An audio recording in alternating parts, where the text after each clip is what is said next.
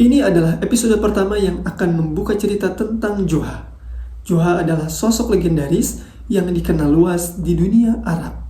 Dengan cerita-cerita yang lucu, kocak, cerdik, kepolosan, kebodohan, dan kebodohan yang disengaja yang dinisbatkan kepadanya. Nama aslinya tidak pernah benar-benar diketahui. Para ahli sejarah berbeda pendapat tentang siapakah tokoh di balik nama itu.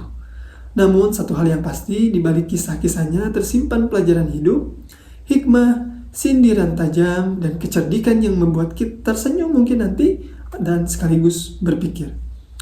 Nah, episode ini akan berkisah tentang Joha saat ia menjadi seorang hakim. Suatu hari Joha dipercaya menjadi seorang hakim. Di saat ia sedang duduk di pengadilan, datanglah seorang lelaki dengan wajah panik. "Wahai Hakim Joha, tolong aku," katanya dengan suara gemetar. Ia mengaku baru saja menemukan tamburnya yang hilang, ternyata ada di tangan seorang pedagang di pasar. Saat hendak diambil, si pedagang malah bersikeras, "Ini milikku, aku tidak mencurinya." Kasus pun sampai ke meja Joha. Joha memanggil pedagang yang dituduh, lalu bertanya kepada pemilik tambur, "Apakah kamu punya saksi?" "Punya," jawabnya dengan mantap. "Ada 2 orang. Tak lama kemudian datanglah 2 saksi itu. Yang satu adalah pemilik kedai minuman, dan yang satu lagi lelaki pengangguran yang dikenal suka bermaksiat.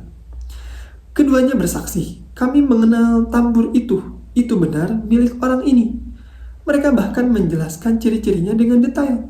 Di bagian atasnya ada retakan, di bawahnya ada tali pengikat, dan kunci-kuncinya tidak terpasang dengan kuat. Joha memeriksa tambur itu, dan semua ciri yang disebutkan benar adanya. Namun tiba-tiba si pedagang berkata dengan nada keberatan, "Wahai Hakim Joha, bagaimana mungkin kesaksian pemilik kedai dan orang fasik diterima? Bukankah dalam syariat kesaksian mereka tidak sah?"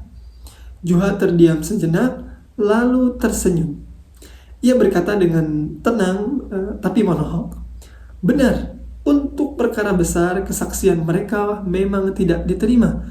Tapi kalau perkaranya tambur, justru pemilik kedai dan orang seperti inilah yang cocok diterima."